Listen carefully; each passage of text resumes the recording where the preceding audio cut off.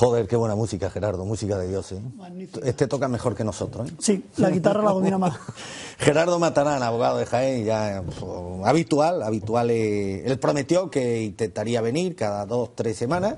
Pues, ¿cuánto te pilla en coche? 1 hora y pico, ¿no? 1 hora y media, 2 horas menos 20. Y merece la pena, ¿no? Por el ratito Pues claro que sí. que pasamos aquí. Oye, interesante lo del amigo Martín, ¿eh?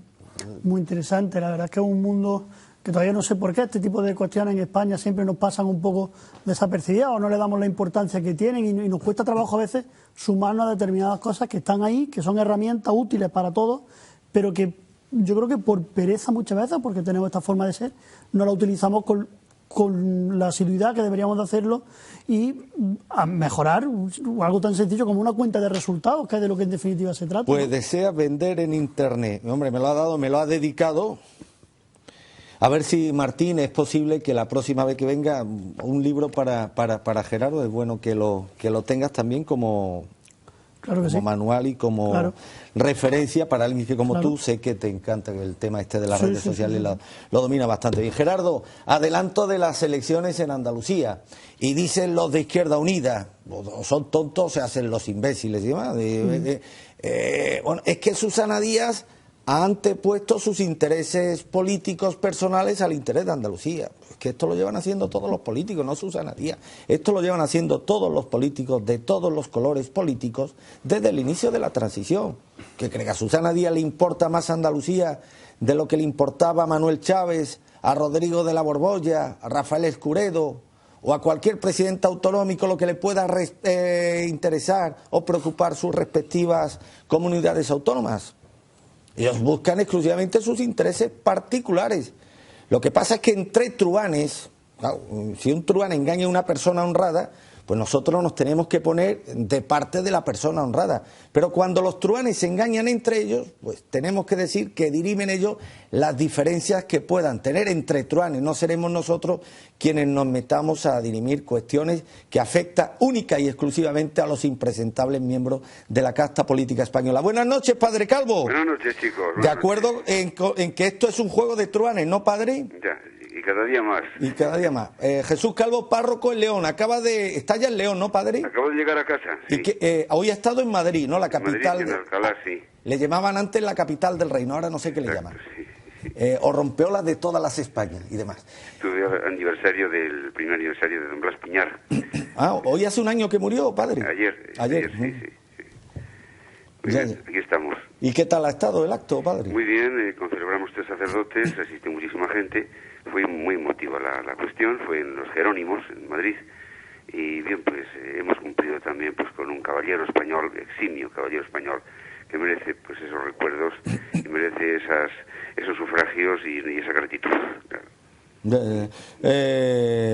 Blas Piñar López, fundador de Fuerza Nueva, notario, que fue una referencia para este medio. Aquí publicó pues prácticamente los últimos artículos que escribió en vida durante los últimos tres años de existencia, y desde aquí, por supuesto, nuestras condolencias a la familia, y que siempre lo recordaremos pues como el amigo leal, como el patriota cabal y como la persona entrañable, decente y recta que siempre fue don Blas Piñar López.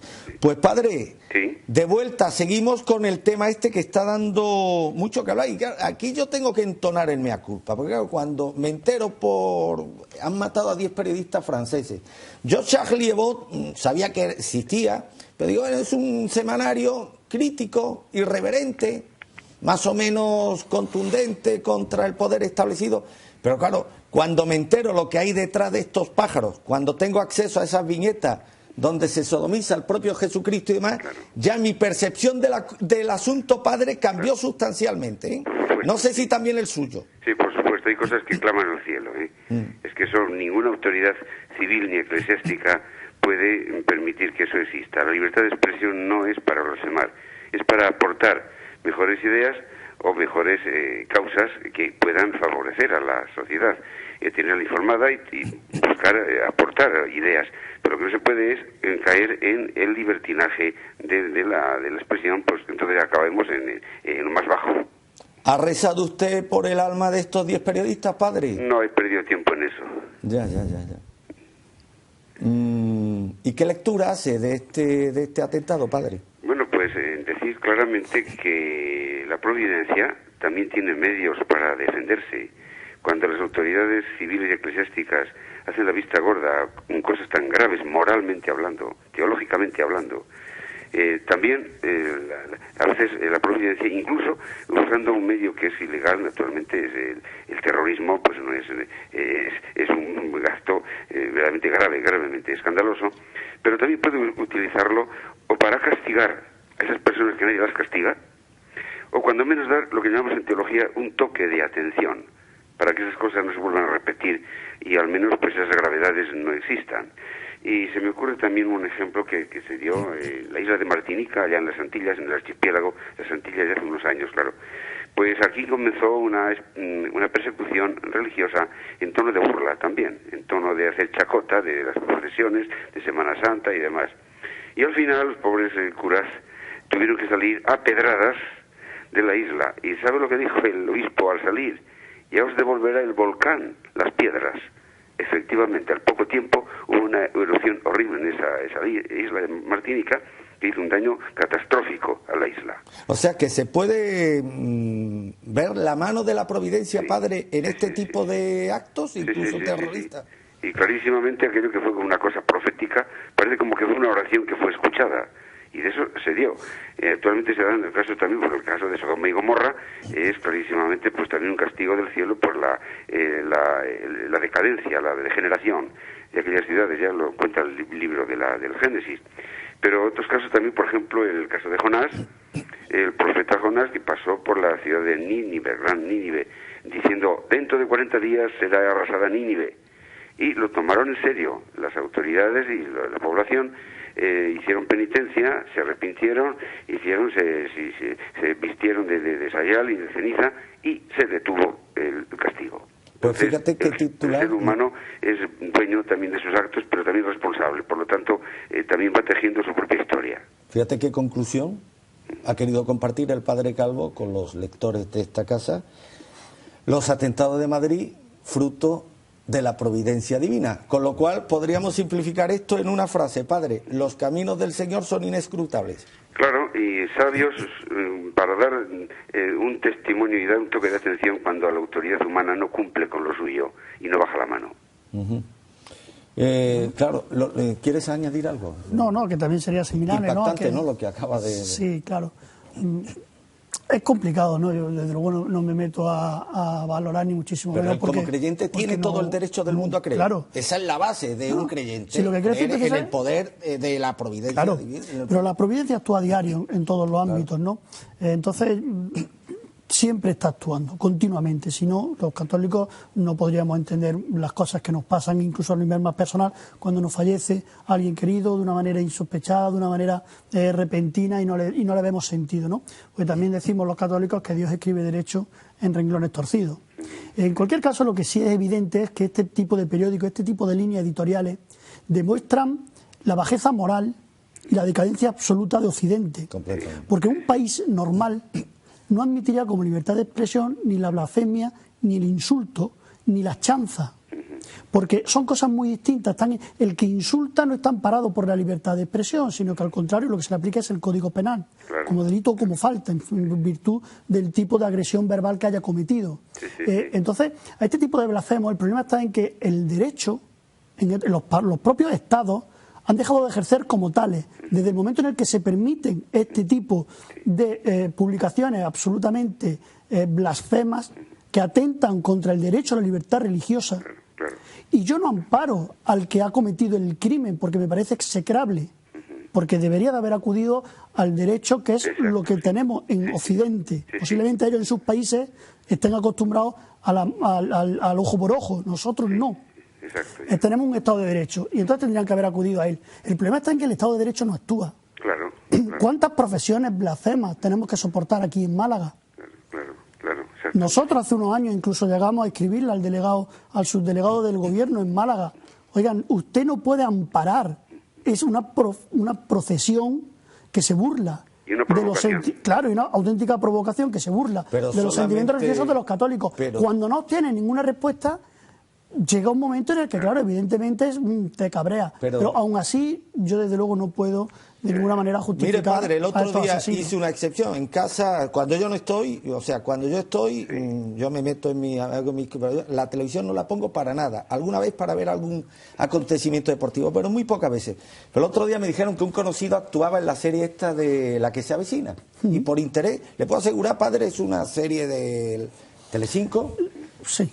1 hora y pico que duró el capítulo de la serie, pura blasfemia tras otra. Un ejemplo, además utilizando previamente aspectos fundamentales de la Eucaristía, en plan de chacota, de chance y demás, en una confesión en una iglesia, confesando la mujer al cura su homosexualidad, y ponían un ejemplo muy grave. Es que mire usted, es que Jesucristo decía textualmente en la serie, padre, Jesucristo era también homosexual, porque en la última cena todos eran hombres. Y esto se dijo en una serie, producida en España, interpretada por actores. Pero padre, es que esa serie estoy convencido que la ven muchos millones de católicos nominales y que incluso les hace gracia ese tipo de comentarios. ¿Qué tengo que decir a todo esto, padre? Que con todos los actos de impudicia que cometen los representantes de este sector del islamismo radical, pero hay que reconocerles una cosa que nosotros no tenemos: amor propio por aquello en lo que ellos creen. Claro, claro. Y llegan al fanatismo de ese, sí. Por lo menos tienen y imponen una forma de Otra respeto. cosa es que establezcamos los límites a los que se pueda o no llegar. Yo le voy a poner un ejemplo. Si alguien habla en presencia mía, si alguien insulta a mi madre en presencia mía, yo le doy con lo que tenga en la mano. Me da igual quién sea, sin reparar en las consecuencias. Es cuestión. Hay otros que no, que admiten a regañadientes o de buen grado que puedan insultar, difamar y demás a sus seres más queridos. Yo le arreo con lo que tenga en la mano, sin reparar en las consecuencias. Hay que establecer también el límite de hasta dónde estamos dispuestos o no a llegar para salvaguardar cosas o símbolos que deberían ser sagrados para los que de verdad se llamen creyentes, padre. Es que además es también el pecado de omisión de haber habido en España películas y teatros blasfemos contra la Santísima Virgen, unos pobres católicos rezando el rosario a la puerta de estas localidades, de estas dependencias, y la jerarquía eclesiástica ha estado ausente de haber denunciado eso que tenía que haber denunciado. Eso también es un pecado de omisión. Y esto de que ya la gente, cuando ya por el hecho de morir ya tienen que ser buenos desde la perspectiva cristiana, pues no, mire usted, nadie desea la muerte de nadie, pero han muerto 10 canallas, padre. Exacto, sí. Y además ocurre otra cosa. Los últimos términos, ya desde la filosofía esta kantiana, imanentista, subjetivista, con eso de acudir al amor, al sentimiento y a la misericordia divina, se nos ha olvidado que Dios es justo, y si no fuese justo no sería Dios. Ya. En fin, es que una cosa es la libertad de expresión. Uno no se puede amparar en la libertad de expresión para blasfemar y para atacar cosas que son sagradas para muchos creyentes. Yo de verdad no daba crédito cuando vi el otro día el capítulo al final lo quité, no tuve paciencia, ni siquiera había al conocido, me daba ya igual y demás, estaba absolutamente indignado, pero no estaba indignado por los diálogos, sino porque estaba convencido que ese capítulo lo estaban viendo muchos cristianos que se llaman a sí mismos cristianos y que asistían impávidos pues, a esa colección de blasfemia, padre. Sí. Yo esa cadena no la veo nunca, por supuesto. Además, tienen la poca imaginación de sacar una conclusión blasfema de eso de que los apóstoles... No, un chiste de mal gusto, ni siquiera es una reflexión, padre, un chiste de mal gusto y demás. Y además poca imaginación, además, claro. Es absurdo. Sí. En fin. Entonces están tirando a dar, es una forma ya de descrédito de la Iglesia, y la autoridad no se ve por ninguna parte. Ahí está lo malo, que es que el mal ataca en la medida en que el bien se deja. Y pues al padre Calvo se le podrá reprochar lo que cada uno quiere. Tiene muchísimos seguidores. Yo creo que es el colaborador de este espacio más querido, estoy seguro, y con más seguidores dentro de este programa. Pero hombre, hay que reconocerle una cosa al padre Calvo que desgraciadamente no tienen, estoy convencido, la amplia generalidad de los curas de este país. Es que dice lo que piensa y sobre todo cree en lo que piensa. Son dos cosas muy difíciles de lograr en otros, padres. Decir lo que uno piensa y sobre todo creer en todo lo que uno piensa. Sí, desde luego. Es más fácil la cobardía de decir que pase la bola y el que venga atrás que arree, pero eso no es justicia. ¿Por qué? Porque es un verdadero creyente. Por él no teme al obispo de León. El obispo de León le puede abrir un expediente, no sé qué nombre tendrá, en el derecho canónico y demás. Pero él, a quien teme realmente es al juicio sumarísimo de quien está por arriba, muy por encima del obispo de León y de todos los obispos del mundo, padre. Por supuesto. Que esa es la diferencia entre un verdadero creyente, un creyente coherente y cabal, y estos creyentes de pacotilla que desgraciadamente orlan, por llamarle de alguna manera simpática, la institucionalidad católica en todo el mundo, padre. Sí, ya. Y de esos barros, pues los actuales lodos. En fin, así estamos. La falta. La Pues, decadencia, de momento, sí. pues algo más, padre. Bueno, de momento nada más que una vez más decir a los fieles católicos, que me gusta más llamarles católicos que cristianos, porque un cristiano puede ser hereje. Sin embargo, el católico acepta plenamente a ese Cristo con todas sus consecuencias, con todas sus enseñanzas evangélicas y con todo el vigor de lo que Él nos mandó. Desde luego, que ataquemos esta mala estampa que se está dando de Cristo, de un Cristo de chocolate. No existe el Cristo de chocolate. No existe ni un Cristo sin cruz, ni una cruz sin Cristo. Si hacemos de un Cristo algo así como un fantasma que aprueba todo, que justifica todo y que pasa la mano al hombre, a todo el mundo por el hombro, ese no es Cristo. Y sobre todo nos quedamos más tranquilos, padre. Un católico no tiene por qué lamentar determinadas muertes, ¿verdad? Bueno, efectivamente. Desde luego, vamos a ver, esos medios no son lícitos, quede claro, ¿no? Claro. Digo que hasta la provincia puede utilizar, de hecho, lo ilícito de otras confesiones como es esto, para castigar una verdadera injuria al Dios verdadero. Pues ahí queda eso. Va a causar polémica, evidentemente, en las redes sociales, las declaraciones del padre Calvo, pero declaraciones de las que él está convencido, que nosotros, como no podía ser de otra manera, respetamos y valoramos. Pues, padre, muchísimas gracias y quedamos el jueves próximo. Muy bien, gracias. Un saludo. Bueno, pues confiemos también en que la providencia actúe y se lleve al Estado Islámico. Que se lleve al Estado Islámico. Para adelante, ¿no? Que reparta por los dos bandos. Ya. No, que no reparta siempre. La divina providencia, ahí en nada lo que acaba de lanzar el padre Calvo y demás. Pues estábamos hablando de Andalucía, del juego este de truanes entre socialistas y los de izquierda, sus socios de Izquierda Unida. Bueno, pero si esto es más de lo mismo. Es decir, ya a esta altura, después de tantos años, desde el 78 para acá, no nos vamos a llevar las manos a la cabeza. Las autonomías se hicieron para el latrocinio, los partidos políticos para instaurar unas mafias políticas al servicio de ese latrocinio que es el Estado que se crea en el 78 y solo y exclusivamente hacen lo que les toca. Hacer lo que sea para que el partido siga funcionando, generando dividendos y repartiéndose entre unos cuantos. Entonces, en fin, pues yo no me sorprendo. Me desespera esta situación tan desagradable que nos generan los políticos, viendo cómo familias españolas pasan necesidades y ellos se malgastan miles de millones de pesetas y millones de euros en campañas electorales que no son más que una propaganda absurda, que aburre ya incluso a la oveja. Y bueno, pues siguen en ese estado porque se han dotado de medios de comunicación y se han dotado de una serie de historias para abducir a la población y hacerle ver que su tontería o su modus vivendi es lo que nos saca de los problemas. Oye, ¿y cabe esperar algo de estas elecciones o una vez más la indolencia de los andaluces nos va a llevar al mismo resultado? No cabe absolutamente nada porque no hay nada. Es decir, el binomio Díaz-Bonilla, que son exactamente lo mismo, es decir, lo que es el PP-PSOE, ahí está. Frente al PP-PSOE que hay, pues un populismo absurdo, un comunismo rancio y después la nada. Por tanto, todos los partidos que se van a presentar en estas elecciones son partidos que amparan el Estado de la autonomía, con lo que ya sabemos a lo que van, cuál es su fin último, y no hay nadie que realmente haga una oposición a estos partidos del sistema para el sistema. Entonces, bueno, pues será más de lo mismo, manipulación informativa. Llegado el momento en Andalucía solo existirá el PSOE y el PP, le darán un poquito de cancha a Podemos para ventilarse a Izquierda Unida, de manera que ninguno de los dos pinta absolutamente nada. Esta Díaz dirá que yo he ganado y que soy la salvadora de España y sus tonterías y poco más. Pero me hace gracia estos de Izquierda Unida que se sorprenden y dicen, es que Susana Díaz ha antepuesto sus intereses personales a los de Andalucía. Y ellos lo suyo. Y ustedes lo suyo y el otro, pero qué política. Esto es un juego de truanes, entre truanes anda el juego. Y hoy el truán socialista le ha engañado a usted el truán de Izquierda Unida y mañana el truán de Izquierda Unida en otra, si esto es un juego de truán y demás. Y entre truanes anda el juego.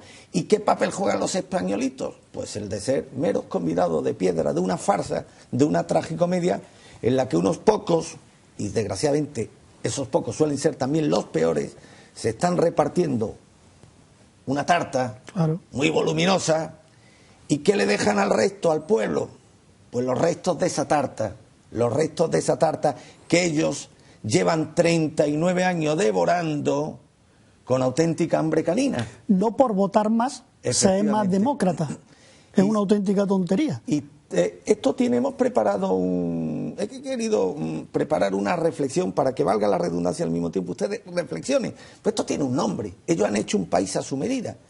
Y este país se puede resumir, al pueblo español se le puede resumir, nos duele profundamente tener que llegar a esta conclusión. Pero si hay un término que define hoy por hoy al pueblo español, ese término es mediocridad. Es un pueblo profundamente mediocre. No de otra forma, sino un pueblo tan mediocre como el español, tan indolente, con tantas telarañas mentales, con tan pocas inquietudes, con tan escaso espíritu emprendedor, se podría haber consolidado, como se ha consolidado desgraciadamente, una casta depredadora y corrosiva que lleva 38 años depredando y dilapidando los fondos del Estado.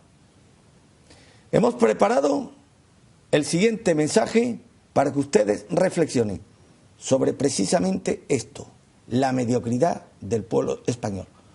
Una reflexión que quiero hacer amparada en estas imágenes que ustedes van a ver a continuación.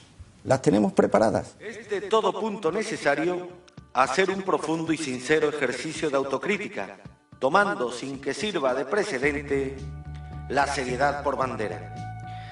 Quizás ha llegado la hora de aceptar que nuestra crisis, más que económica, va más allá de estos o aquellos políticos, de la codicia de los banqueros o de la prima de riesgo. Quizás ha llegado la hora de asumir que nuestros problemas no se terminarán cambiando un partido por otro, con otra batería de medidas urgentes, con una huelga general o echándonos a la calle para protestar los unos contra los otros. Quizás ha llegado la hora de reconocer que el principal problema de España no es Grecia, ni el euro, ni la señora Merkel. Admitir, para tratar de corregirlo, que nos hemos convertido en un país mediocre. Ningún país alcanza semejante condición de la noche a la mañana, tampoco en 3 o 4 años. Es el resultado de una cadena que comienza en la escuela y termina en la clase dirigente.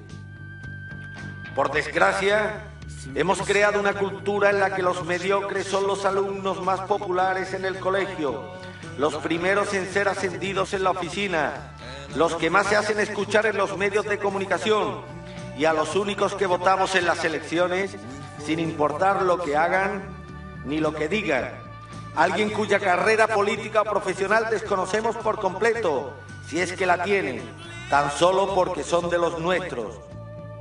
Estamos tan acostumbrados a nuestra mediocridad que hemos terminado por aceptarla como el estado natural de las cosas, sus excepciones casi siempre reducidas al deporte, que sin embargo no sirven para que podamos negar la evidencia.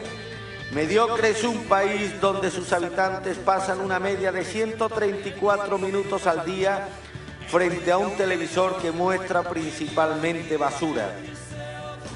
Mediocre es un país que en toda la democracia no ha dado un solo presidente, ni uno solo, que hablara inglés o tuviera unos mínimos conocimientos sobre política internacional.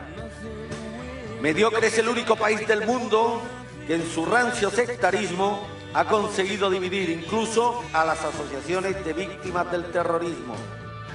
Mediocre es un país que ha reformado su sistema educativo 3 veces en 3 décadas, hasta situar a sus estudiantes en la cola del mundo desarrollado. Mediocre es un país que tiene 2 universidades entre las 10 más antiguas de Europa, pero que sin embargo no tiene ni una sola universidad entre las 150 mejores del mundo y fuerza a sus mejores investigadores a exiliarse para poder sobrevivir. Mediocre es un país con una cuarta parte de su población en paro, que sin embargo encuentra más motivos para indignarse cuando los guiñoles de un país vecino bromean sobre sus deportistas. Mediocre es un país donde la brillantez del otro provoca recelo, la creatividad es marginada cuando no robada impunemente y la independencia sancionada. Mediocre es un país en cuyas instituciones públicas se encuentran dirigentes políticos que en un 48% de los casos jamás ejercieron sus respectivas profesiones, pero que encontraron en la política el más relevante modo de vida. Es mediocre un país que ha hecho de la mediocridad la gran aspiración nacional, perseguida sin complejos por esos miles de jóvenes que buscan ocupar la próxima plaza en el concurso Gran Hermano, por políticos que insultan sin aportar una idea, por jefes que se rodean de mediocres para disimular su propia incompetencia y por estudiantes que ridiculizan al compañero que se esfuerza. Mediocre es un país que ha permitido, fomentado y celebrado el triunfo de los mediocres, arrinconando la excelencia hasta dejarle dos opciones: marcharse o dejarse engullir por la imparable marea gris de la mediocridad. Es mediocre, en definitiva, un país, a qué negarlo, que para lucir sin complejos su enseña nacional necesita la motivación de algún éxito deportivo.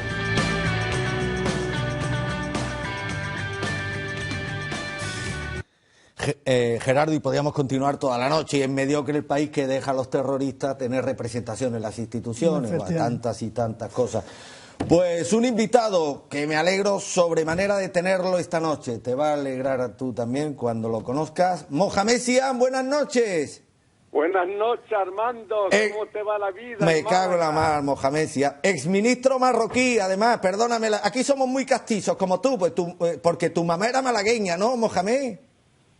Y de Málaga, en el barrio Lario, que no tiene nada que ver con la calle Lario, el barrio Lario. Medio malagueño, ministro marroquí, medio malagueño. Lo que da Málaga, Mohamed, lo que no consiga Málaga. Lo que da Málaga, hay que ver, ha dado un ministro en Marruecos. Y hasta un ministro en Marruecos. Oye, Mohamed, y además un ministro que tuvo los santos bemoles, eso no lo ha hecho nadie en el mundo árabe. No, de dimitir como... Ha tenido que ser un español, un andaluz que lo haga. Efectivamente. Dimitió, le presentó la dimisión a Hassan II. Hay que tenerlo bien puesto, ¿eh?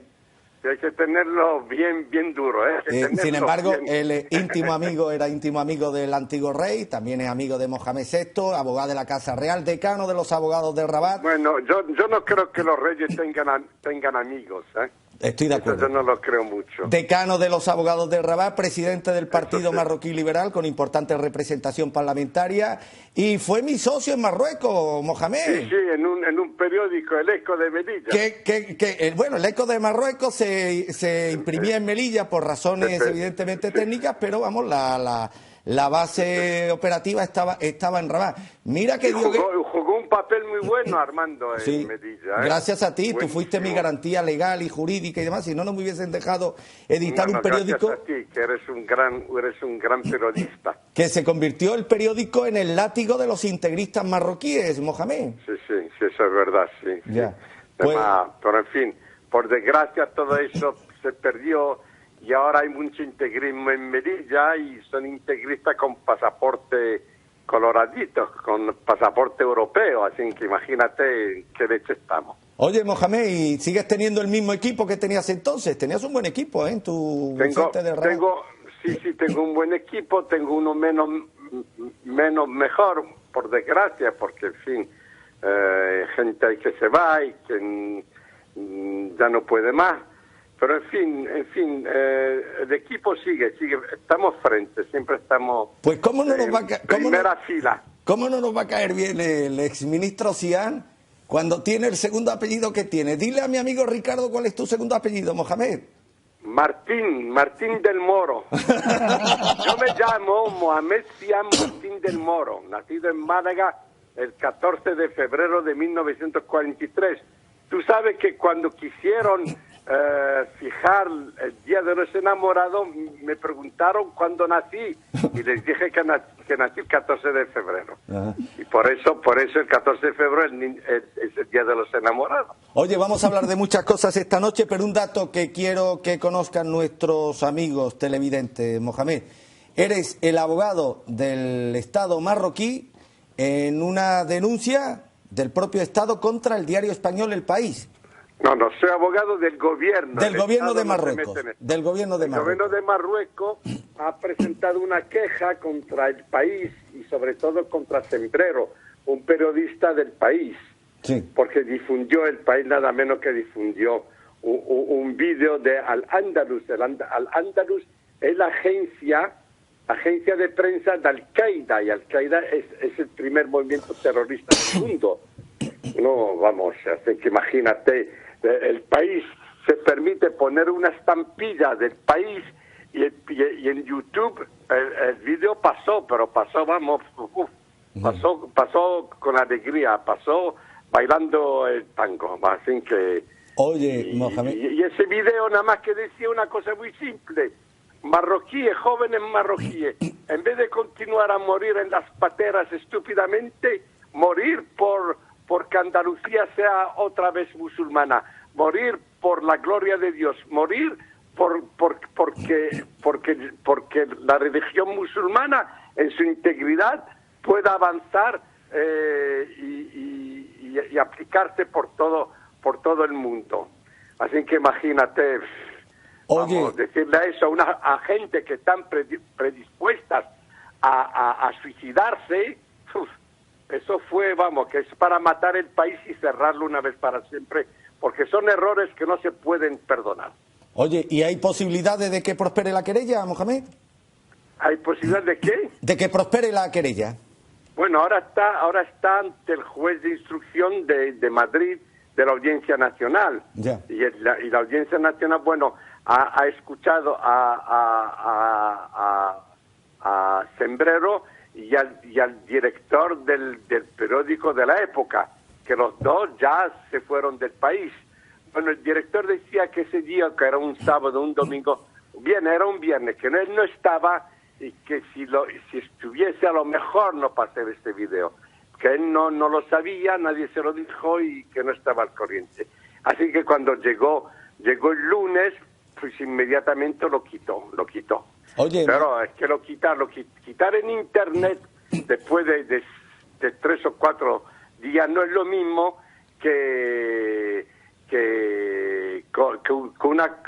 una plantación de árboles, porque para tener naranjas necesita años. Claro. Pero en internet, con un clic, puedes hacer la revolución. Así que 6 días de internet es un siglo en la vida normal, vamos. Porque aquí no se trata de plantar jardines, se trata de internet. El internet sabe muy bien que con un teclado, con un clic, con un dedito que hace en menos de un milímetro, de un segundo, ¡pam! Y el tío coge, el video se difunde por todo el mundo y vamos, y no hay quien lo pare.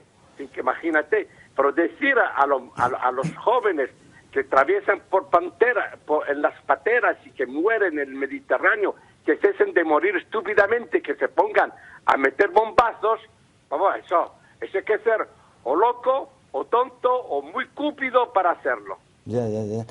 Ha sido, lo está corroborando, pues un látigo contra el integrismo islámico en tu país y demás. ¿Quién está a tu juicio, Mohamed, moviendo los hilos del integrismo religioso en el mundo árabe?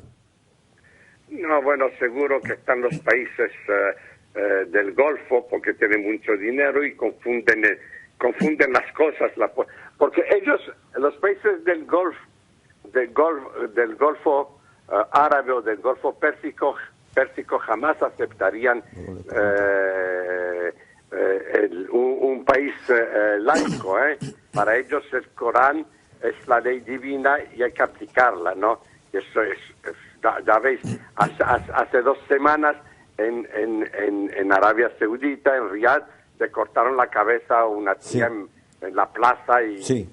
vamos a ver, y nadie habló, ¿eh? Allí la prensa, allí el país no hizo nada, ¿eh? Ni el país, ni Europa, ni la NATO, ni la televisión francesa, ni nada. Vamos. Parece que me has escuchado, porque hace unos minutos hablaba de esto, del cinismo de los mandatarios occidentales, Mohamed. ¿Sabes que ha muerto hace unos días el rey de Arabia Saudí y estuvo el rey de España?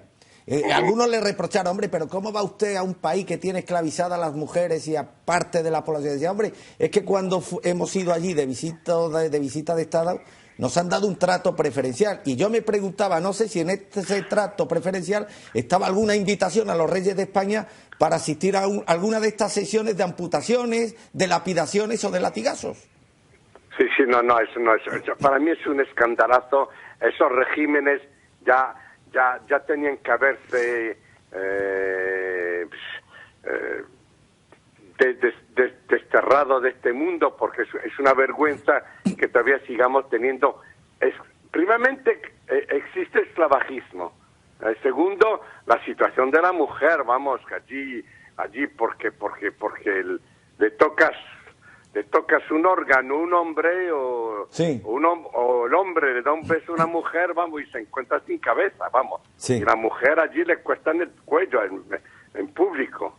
Los latigazos no es nada, los latigazos te lo da por tener un pantalón, por llevar un pantalón debajo de la chilaba o del caftano, yo no sé cómo se llama esa prenda. Sí. Te dan un latigazo, bien que si le das un beso, si le coges la mano a un hombre, vamos, es que te matan. No me digas que esos regímenes merecen que alguien les diga los buenos días. Esos regímenes que tienen que desaparecer una vez para siempre. Sobre todo que lo que es eso banditismo puro. Bueno, me alegra que el petróleo sigue bajando y bajará hasta los $20, me han dicho el barril. Oye, Mohamed, ¿y está bien parapetado Marruecos para hacer frente a la amenaza islamista en el futuro? No, eso es verdad. Marruecos, gracias a Dios, tenemos mucha experiencia en este dominio. Tenemos un régimen religioso, pero somos una sociedad muy laica. Y lo que es bueno es que como tenemos un solo dogma religioso, el pueblo es muy unido y todo el pueblo marroquí está muy enterado de la cosa divina y lo que es el Corán, lo que es la religión. Así que es muy difícil comerle seso a un marroquí. Y estamos muy bien organizados porque esos regímenes en una época no podían vivir sin la tecnología, la experiencia y el saber de los marroquíes, que ayudaron mucho a los países del Golfo a avanzar y sobre todo en materia de seguridad, de administración, de ejército y de estabilidad política. Hemos jugado un papel muy importante en la región y eso nos ha permitido pues tener las ventanas necesarias para poder ver qué es lo que hacen. Ya. Oye, Mohamed, ¿cómo valoras los recientes atentados terroristas en París? Malísimo, por desgracia, una chorrada que hayamos llegado a esta estupidez mundial, pero es que Francia va hacia la guerra civil. Francia con su política del gueto de los magrebíes, porque es verdad, hay barrios en París, en Francia, que únicamente tiene residentes de África del Norte. Eso es lo peor que puede hacer un país. Tener barrios de la misma origen, porque eso te crea un complot silencioso entre todas esas comunidades y allí nadie se entera de lo que pasa y eso va muy mal, porque no es lo que me importa lo que le ocurrió a Charlie Hebdo, es lo que está ocurriendo ahora, porque hay franceses, lo dije magrebí, que defienden el honor del profeta, se creen muy ofendidos y no hay manera de hacerles comprender de que una cosa es la libertad de prensa, que por desgracia Charlie Hebdo ha exagerado, pero que eso no tiene que ver con Dios, eso no tiene que ver con las creencias, Porque el Corán es muy simple, tenemos una religión fantástica. Dios en el Corán nos dice, si estás sentado con alguien y se pone a insultarme, abandonas la mesa, te vas. Y cuando sepas que están hablando de otra cosa y que ya han abandonado el discurso sobre Dios y el Corán, puedes volver a sentarte con ellos. Así que imagínate lo que quiere decir eso, ¿eh? Fabuloso. Lo que pasa también... Dios lo único que ordena al musulmán es, una vez que se pongan a insultar a Dios, no al profeta, a Dios, muchísimo más importante que el profeta. Pero más, hay que reconocer... Abandonas la mesa, te vas. Y cuando terminen de insultar, te vuelves a sentar. Así que imagínate. Mohamed, que hay que reconocer que hay muchos emigrantes magrebíes y de tu país, de Marruecos, que desgraciadamente no están por la labor de integrarse y lo que es peor aún, que intentan reproducir en esos países que les acogen el mismo modelo de sociedad de la que vienen huyendo, paradójicamente. Sí, vamos. Sí. El mismo modelo es peor. Claro, es un contrasentido. Huyo de un modelo de sociedad, pero cuando llego al país que me acoge quiero reproducir el modelo del que vengo huyendo. Pero Armando, ahora estamos en la tercera generación. Claro. Y nada, y los tíos no se han integrado. ¿Por qué es lo que ocurre? Ahora, hoy en día, tú asesinas por razones económicas y casi es legítimo. Yo no digo que es legítimo. Tú asesinas por razones religiosas y eres un fanático, claro. Eres un fascista. Es lo que pasa, pero es que olvidamos la pura verdad. La pura verdad, vamos a ponerlo muy bien, ¿eh? Tú te pones a reírte de un negro y eso se llama racismo. Sí. Tú te pones a reírte de una mujer y eso se llama sexismo. Tú te pones a reírte de un israelita, de un judío, y eso se llama antisemitismo. Cierto. Tú te ríes de un musulmán y eso se llama libertad de expresión. ¿Pero qué tontería es esta, leche? No, eso se llama islamofobia. Islamofobia. El guapo que se ría de un musulmán. Oye, y espérate que no la llame esta de la Fiscalía del Odio, Mohamed, y estás equivocado, ¿eh? Eso era antes. Ahora, ¿quién es el guapo que menciona a un musulmán en nuestras sociedades occidentales? Te llaman de la Fiscalía del Odio, te acusan de islamófobo. Eso ha cambiado mucho, Zidane. Me alegro, porque hay una cosa que hay que comprenderla. Una cosa es la sátira, ¿no? La sátira. Puedes reírte de lo que tú quieras. Pero, Mohamed... Nos reímos de los grandes. Que al fin y al cabo la risa es un acto irreverente. Lo que no está bien tampoco es asesinar a los miles de cristianos que se están asesinando en países árabes, ¿eh? No, pero imagínate, te ríes de los potentes, te ríes de los grandes, claro. Te ríes de los poderosos. Por un tío que está en el suelo no te ríes de él. Porque, Mohamed, eso es sadismo. Eso se llama sadismo. Aquí no se te pone a reírte de un mendigo, claro, que está en la calle. Pero, o de un loco que sale del manicomio. No te puedes permitir, la civilización no te permite reírte de un tío que está paralizado. Eso no se puede. Tú no te puedes reír de un muerto. No te puedes reír de un enfermo en un hospital. Eso es sadismo. Oye, cuando tú te ríes de alguien que es inferior a ti, eso es sadismo. Pero escucha, tú te ríes de los grandes. Ríete del rey de Arabia Saudita. Claro. Ríete de los príncipes que tienen el petróleo. Sí, eso es sátira. Oye, no te puedes reír de nadie, pero tampoco puedes asesinar a los cristianos en nombre de tu Dios, como está ocurriendo, ¿eh? Que eso es peor que reírte de alguien. Porque... No. Eso, el asesinato, nosotros estamos en contra del terrorismo. Y eso está pasando en el mundo islámico, que yo sepa, en Occidente no se asesina a los musulmanes, Mohamed. En Europa, por lo menos. Bueno, esto desde el punto de vista occidental. Ahora, te vas a poner en el punto de vista oriental, ¿eh? Yo te voy a decir una cosa. Yo por ser musulmán, estaba en favor de Bosnia. Sí. Pero el día que la NATO se puso a bombardear Belgrado, me sentí serbio. Sí, señor.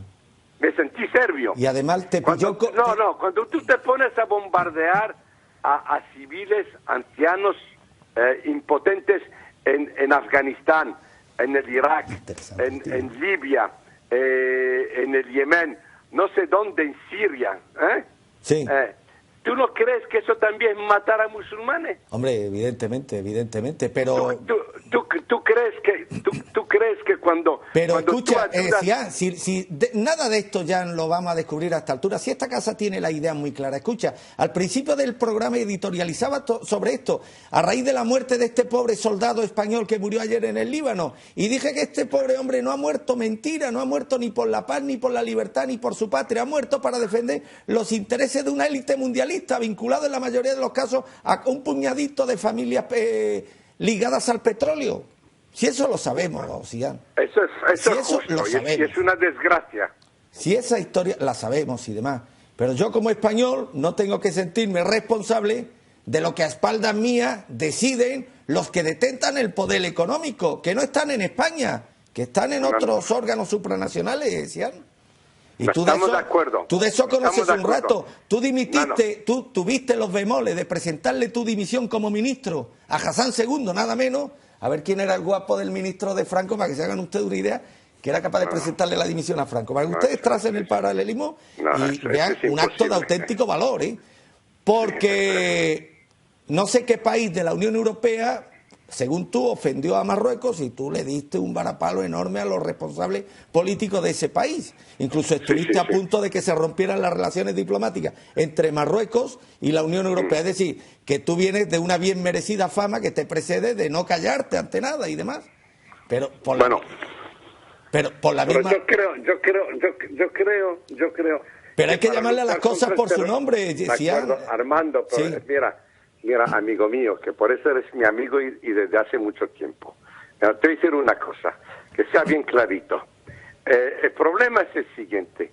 Si queremos luchar contra el terrorismo, hay que luchar en la base, la source, en el origen del terrorismo. ¿Cuál es la base, Mohamed? Bueno, la diferencia que existe, la pobreza... Pero perdona que te rectifique, vamos a ver, es que ese argumento no me vale. Pero si previamente muchos de los principales activistas terroristas de Al-Qaeda proceden precisamente de países del Golfo Pérsico con una renta per cápita 10 veces superior a la española, es que ese argumento no me vale. Bueno, eso no te vale individualmente, eso no te vale con un análisis sui generis individual. Porque tú tienes que coger el contexto. Tú imagínate lo que va a ocurrir en el mundo si por desgracia el Occidente llega a reconocer a Jerusalén como capital del Estado de Israel. Sí. ¿Qué es lo que pasa? Cuando tú tienes injusticia, analfabetismo, ignorancia y pobreza, eso crea un contexto alarmante y siempre hay un núcleo de privilegiados, de riquísimos, que van con la vaga, que van como en el comunismo. El proletario el proletariado nunca ha dirigido en el comunismo. Ahora, lo que ha dirigido es la minoría. ¿Te puedo hacer una pregunta al hilo de esto? ¿Tendrán culpa los propios países árabes de estos grados de ignorancia, de pobreza que existen en esta sociedad? Los únicos responsables son los países, los dirigentes árabes. Lo que no se puede estar señalando siempre a Occidente. Alguna vez habrá que entonar el mea culpa y ser autocrítico, Sian. El único responsable de la situación es el dirigente árabe, nadie más que él, porque es él que tiene que renunciar. ¿O tiene culpa España de que haya corrupción en Argelia, por ejemplo, o en Túnez? O en Marruecos, en absoluto no tiene ninguna culpa, aunque haya empresas españolas que hayan corrompido en Marruecos. El problema es un problema totalmente marroquí, para no decir argelino, totalmente marroquí.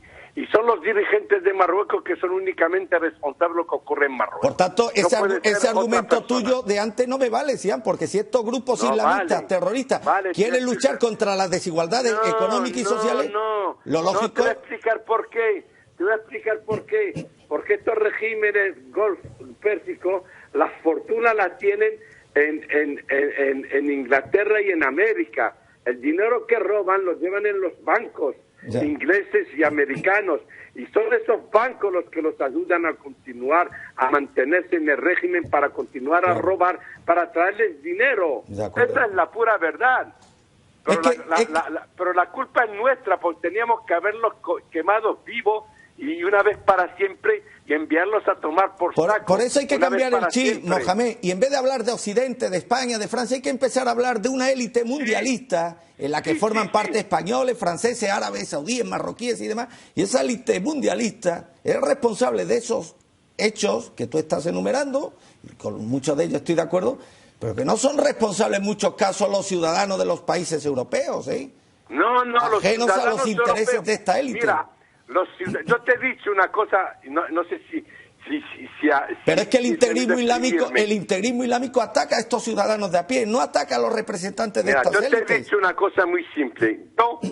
Yo que soy bosniaca, yo que estaba por la independencia de Bosnia, sí. Cuando bombardearon Belgrado, me sentí serbio. Sí.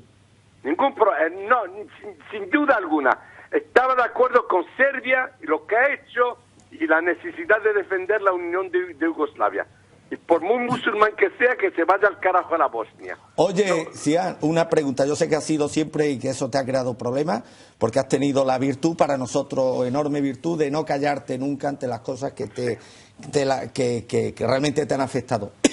¿Existe corrupción en Marruecos? ¿Corrupción política? Claro, muchísima.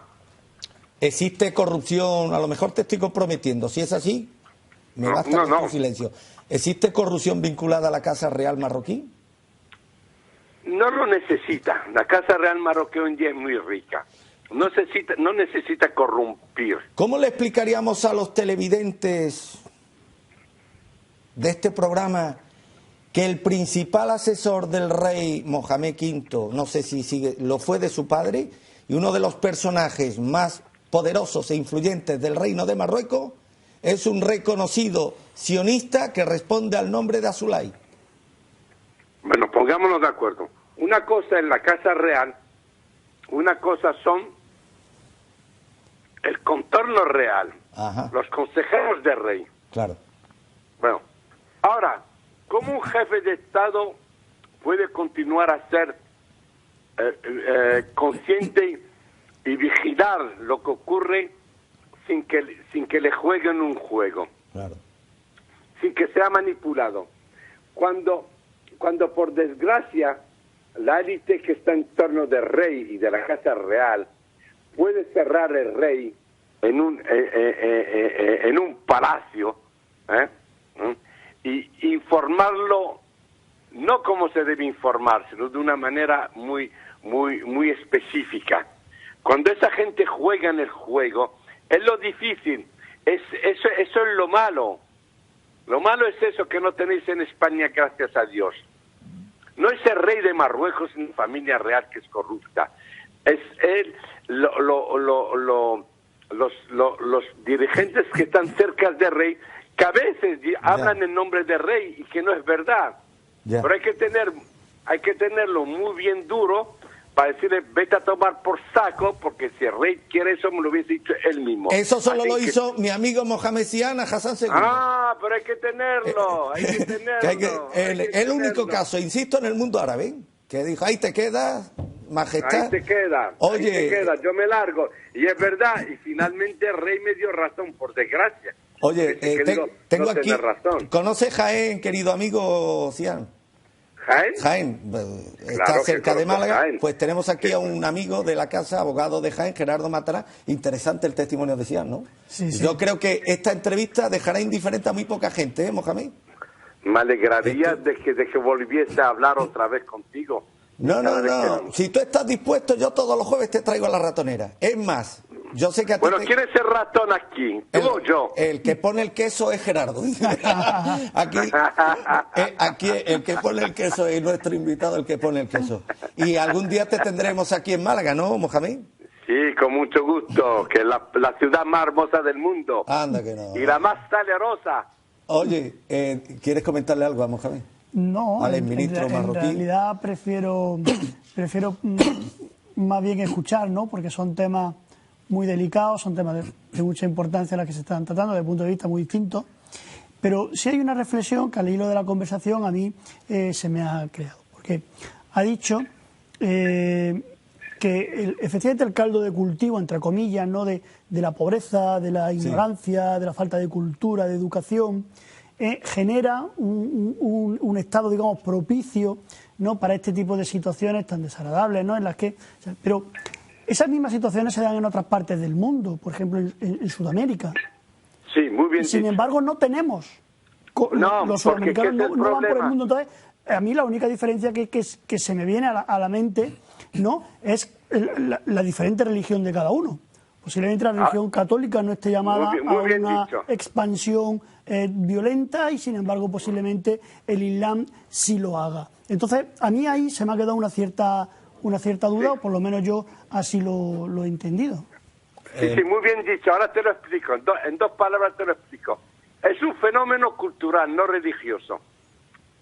Pero la cultura, la religión influye muchísimo la cultura. No. La situación que es muy cercana a la situación de América Latina no crea condiciones, crea el discurso que permite convencer al idiota. Es el discurso. ¿Qué es lo que ocurre? Que en América Latina, en una época, el discurso que dominaba el discurso terrorista. ¿Te acuerdas del terrorismo urbano que había en América Latina? ¿Te acuerdas de la hija que puso una bomba debajo de la cama de su propio padre, que era general en Argentina o en el Uruguay? Sí. ¿Te acuerdas de los tupamaros? Sí. Dejar los cuentos chinos de que porque sean de izquierda, eso era revolución, eso era crimen, eso era criminalidad pura y eso era terrorismo. ¿Qué es lo que ocurre en Marruecos? Sí, pero era un terrorismo muy localizado dentro del propio país. Es decir, sin embargo, aquí nos encontramos con un fenómeno en el que el terrorismo pretende expandirse por todo el mundo. Sí, tiene razón, porque es debido a que la religión islámica es una cultura, no es un rezo. El Corán no es una religión basada en rezos hacia Dios. Es un comportamiento cultural. Es lo que ocurre, que es una cultura musulmana. Y esa cultura tú la puedes muy bien provocar y tú la puedes muy bien desorientar y la puedes hacerle perder la objetividad cuando las condiciones están reunidas de decir, esto es una injusticia que Dios no permite. Lo que Dios no permite es que haya un chorra en países del Golfo que se está robando a todo el mundo. Pero en vez de decir eso, dicen, ese rey lo ha puesto Occidente, y Occidente es el que chupa el dinero del petróleo, y el Occidente es el maldito, y es el agente del diablo, y culturalmente eso funciona. Es lo que hay que comprender. Y esa es la dialéctica, y ese es el enlace que existe entre esos regímenes podridos del siglo XV, que existen todavía en el siglo XXI, porque la religión islámica es una cultura en la mente del individuo. Es lo que hay que comprender. En fin.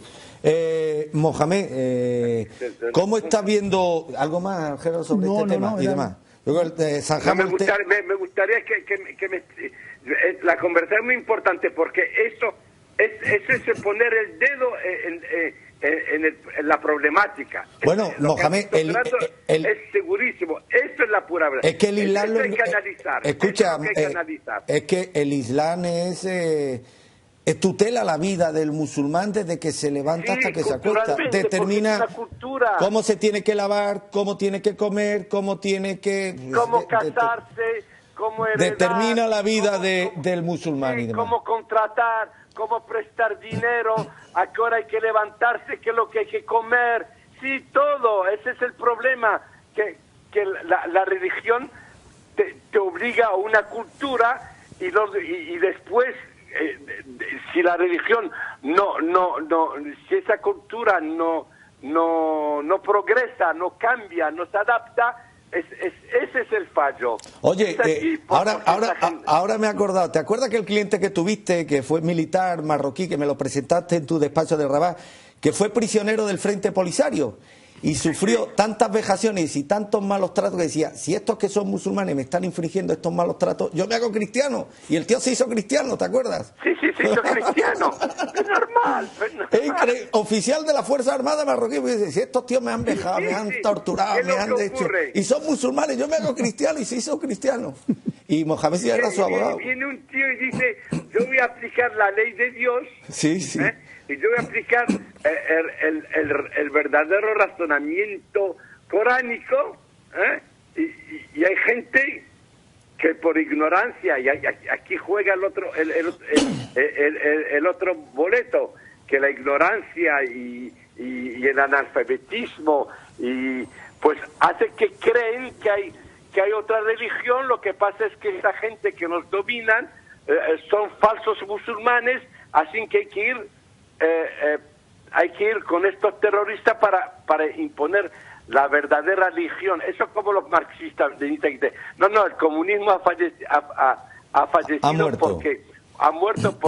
porque el marxismo no ha sido bien aplicado. Nosotros vamos a aplicar ahora el marxismo, como eso de Podemos y todas esas cosas, el izquierdismo, eso no va a ir muy lejos.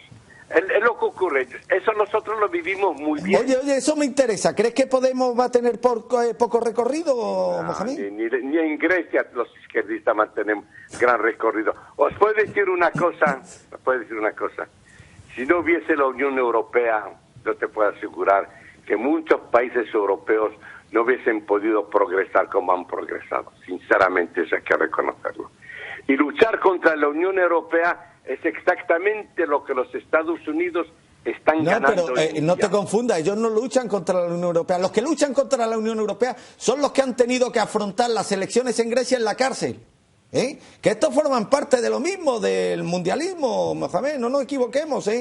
Los que se enfrentan a la Unión Europea y a esta élite mundialista son los que en Grecia han tenido que afrontar la campaña electoral en la cárcel. Me refiero a los de Amanecer Dorado, que encima han quedado terceros. O sea, han quedado terceros. Imagínate que son los terceros, tenían que ser los últimos. Estos que se van a oponer a la Unión Europea, si ya están diciendo que el Banco de Santander ha contribuido y de qué forma al bienestar social de los españoles. Sí. Los de Podemos. Lo está reconociendo ahora. Claro. Bueno, lo está reconociendo. Así que no hay que creer que es el final del liberalismo o que el liberalismo no ha triunfado. El liberalismo por el momento todavía no ha chocado con una gran crisis que nos haga renunciar a la libertad del mercado y a la libertad del comercio. Oye, Mohamed, que por eso se lo viene en la cabeza. Y al margen, al margen de estos chiquilicuatres de Podemos, ¿cómo ves la situación política española? Bueno, yo creo que España ha avanzado muchísimo y ya ha avanzado tan rápidamente que ahora tiene que asimilar su avance. Bueno, por desgracia hay una crisis mundial. Esa crisis es debida al comportamiento de los Estados Unidos. Lo sabemos muy bien, que finalmente ha intentado controlar la finanza mundial y no lo ha podido, y seguramente que ha tenido una política energética por el mundo muy imperialista. Ya. Y bueno, y sin embargo hay que reconocer que el despertar de China no puede ser indiferente a esta crisis. Ha tenido que jugar un gran papel, y segundo, de que hemos llegado a una situación de conciencia mundial, sobre todo en Occidente, que es muy difícil jugársela con la comunicación. Hoy tenemos a centenares de millones de personas muy conscientes, que hay que explicarles muy bien lo que está pasando y lo que se está haciendo. Así que por mucho que haya una fidelidad al subdesarrollo y una fidelidad a la ignorancia, hay que saber que el mundo está avanzando. Eso hay que ponérselo bien en la cabeza. El mundo está avanzando a pasos de gigante. Eso, pues, ha creado un problema. Eso hay que comprenderlo, porque había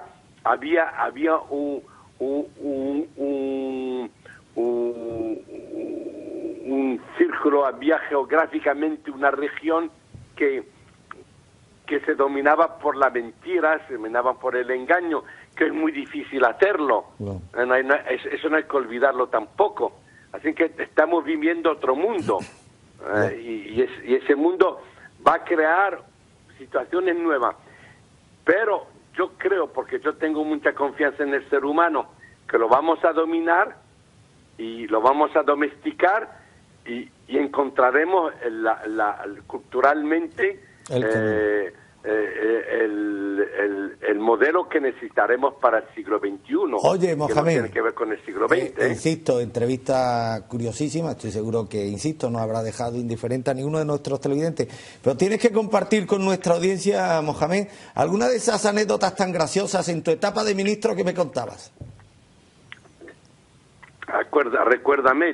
Eran tantas, Mohamed, alguna que te venga a la mente y demás. De tu etapa, de tus relaciones, eran unas relaciones especiales, en lo bueno y en lo malo, con Hassan II, con el ya fallecido rey de Marruecos. ¿Recuerdas alguna en estos momentos? Bueno, yo me acuerdo que el rey de Hassan II siempre sostenía de que España le debía mucho a Franco. Yo decía, pero por amor de Dios, Franco ha sido un dictador y oye, llevaba razón el rey en este caso, ¿eh? Bueno, yo creo que España le debe mucho a Juan Carlos y le debe mucho al que fue el primer jefe del gobierno, Adolfo Suárez, me parece. Adolfo Suárez, sí. Le debe mucho y le debe mucho. Bueno, ahí dice, pero no es cuestión de ahora de hacer un debate sobre estos temas. Pero entonces es cierto, ¿él admiraba la figura de Francisco Franco, Hassan II, Mohamed? Admiramos un poco Franco. Es normal, porque esa generación es una generación que ha vivido los años 30, 40 y 50, ¿no? En que había Salazar, Franco, Hitler y que por mucho que hayan sido demócratas, pues siempre hay algo de su juventud o su infantilidad que tiene que aparecer, ¿no? Eso ha tenido que jugar mucho. Pues ahí ya El uniforme ha trabajado mucho en el siglo XX, ha funcionado mucho en el siglo XX. Hoy en día no, hoy es difícil que alguien te diga que un general es una persona capaz de dirigir un país. Hoy el uniforme es antidemocrático. Oye, ¿recuerdas una entrevista que te hizo Said Jadidi, el jefe de los servicios informativos en español de la televisión marroquí? Que te preguntó, bueno, ¿es usted tan pro-español como dicen a ti, a Mohamed Siad? Y dije, no, es que España es mi segunda patria. Al hilo de esto te pregunto, tú que lo trataste, ¿era anti-español Hassan II, Mohamed? No, en absoluto no. O sea, ¿por qué tuvo tantos problemas con España y España con él a lo largo de su reinado? Es normal, siempre hay problemas entre vecinos y sobre todo cuando tú el vecino no puedes convivir con él, es difícil. El vecino francés no es el vecino marroquí, es normal, ni el portugués, porque es otra cultura, es otra referencia, son otros valores, es otra religión. Y no es lo mismo que compartir los mismos ideales, no es verdad. El musulmán no puede tener los mismos ideales que puede tener un cristiano. Decir lo contrario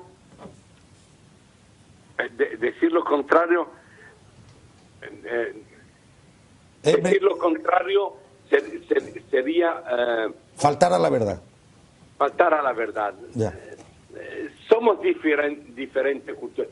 Yo que soy de madre española, que he sido monaguillo, que conozco muy bien la religión cristiana, que sé cómo razona un occidental, me doy muy bien cuenta de la diferencia en la reacción, en los valores. Lo más importante, lo que hay que comprender, es que el mundo árabe no ha conocido lo que llamemos les siècles de lumière, los siglos de luz. El siglo de la luz, sí. De la luz, lo que es el siglo XVIII, el siglo XIX, los siglos de las libertades individuales, la rebelión francesa, no lo han conocido. Esos valores no lo han conocido. El mundo árabe ha pasado de la Edad Media al marxismo, a la revolución proletariada. Cuando cayó el comunismo en Oriente, en el mundo árabe, y sobre todo después en Rusia, pues culturalmente la idiosincrasia árabe es que volvió a lo que era antes, que es la Edad Media. Sí. Porque en su mente, en sus estratificaciones mentales, no tienen los siglos XVIII y XIX, no existen culturalmente como valores humanos. No sé si llego a explicarme, sí. Porque la cultura son estradas, ¿no? Y Occidente ha pasado de la Edad Media al siglo XVII, después siglo XVIII, después siglo XIX, que fueron los siglos de que al salir del oscurantismo, de la luz, ¿no? En francés dice le siècle de lumière. No han conocido, vosotros habéis conocido la generación del 89 o del 98, la generación del 98. Eso es importantísimo. Hablas de la generación literaria española de 1898, literaria, la de Machado, bueno, después del colonialismo español, sí, en América Latina, y cuando terminó y la última de Cuba, sí, y lo que ocurrió intelectualmente en España, sí, en el mundo ibérico, en el mundo es importantísimo. Nosotros no hemos conocido el siglo XVIII y XIX, sí, en sus valores. Hemos pasado de una Edad Media al marxismo.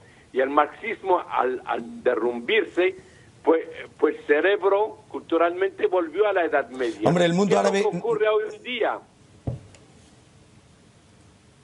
¿Perdón? ¿Qué es exactamente lo que ocurre hoy en día?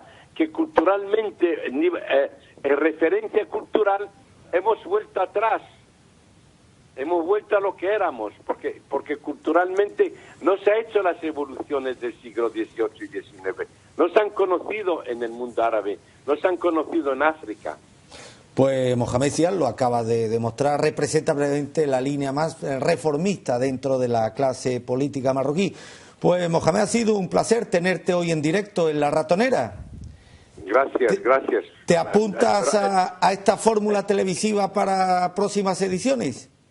Sí, estoy a tu entera disposición, Armando. Pues eso ya ha sido... Espero que la próxima vez serás tú el que comas el queso, ¿no? El que coma el queso. A ver si te tenemos pronto en Málaga, pero en cualquier caso, gracias a este invento maravilloso que es el teléfono, tendremos la oportunidad de tenerte continuamente aquí en este espacio. ¿Te parece, Mohamed? Mohamed Ziad, abogado, decano de los abogados de Rabat, es ministro marroquí y toda una referencia previamente en la lucha por el reformismo en su Marruecos natal. Gracias, Ziad, un abrazo y hasta siempre. Hasta pronto. Gracias.